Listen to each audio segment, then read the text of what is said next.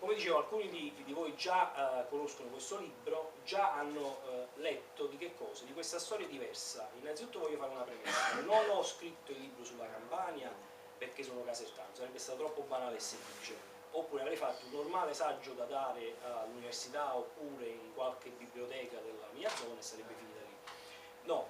questo saggio riguarda la Campania perché le ricerche che sono piombate su di me, non è io che sono andato a cercare, queste ricerche sono praticamente piombate su di me, perché ho fatto un lavoro con l'università essendo informatico e quindi anche grafico, di risistemazione di foto prelevate dagli archivi americani, il NARA,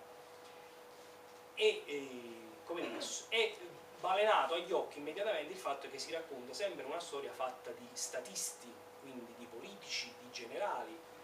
di zone più o meno colpite da determinate battaglie, ma non si parla mai di quello che è successo alle persone. Quindi la Campania è stata esaminata semplicemente perché, vedendo queste foto, queste ricerche, mi sono accorto che noi siamo stati, è un argomento tutto sommato attuale, no? Perché proveniamo da una settimana, 15 giorni di attentati, quindi noi siamo stati terrorizzati durante il periodo di guerra, soprattutto dall'armistizio in poi, per fare da esempio al resto del paese. Pensate che, vi farò vedere, il generale Eisenhower, che poi è diventato anche presidente degli Stati Uniti, insieme a Churchill, insieme a Roosevelt, il presidente allora degli Stati Uniti, avevano proprio una strategia che era quella, ad esempio, di sacrificare i beni culturali se permettevano di avanzare e di salvare le vite dei propri combattenti, e anche ci fu addirittura la strategia, quando il nazismo iniziava a scricchiolare, di terrorizzare con i bombardamenti a tappeto le popolazioni, in questo caso l'Italia e la Campania, per far rivoltare giustamente quello che cercano di fare oggi i terroristi, cioè di incutere terrore e far cambiare dal basso la politica. Quindi noi ci ritrovammo ad essere, come dire, attaccati 3 volte. 3 volte perché, come potrete leggere nella sinossi che si trova tranquillamente anche sul sito,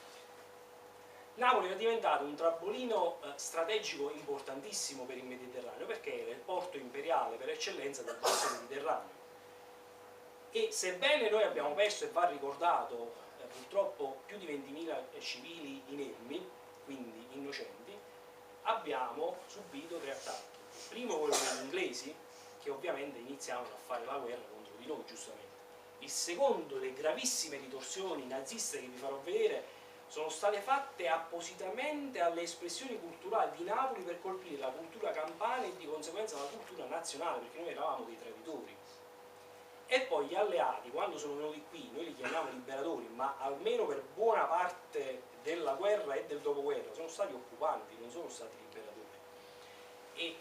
per farvi capire, noi abbiamo continuato a subire attacchi sul territorio, quindi perdite ai nostri beni, alla nostra cultura, anche durante la cessazione dei bombardamenti, perché loro vennero qui e occupavano giustamente,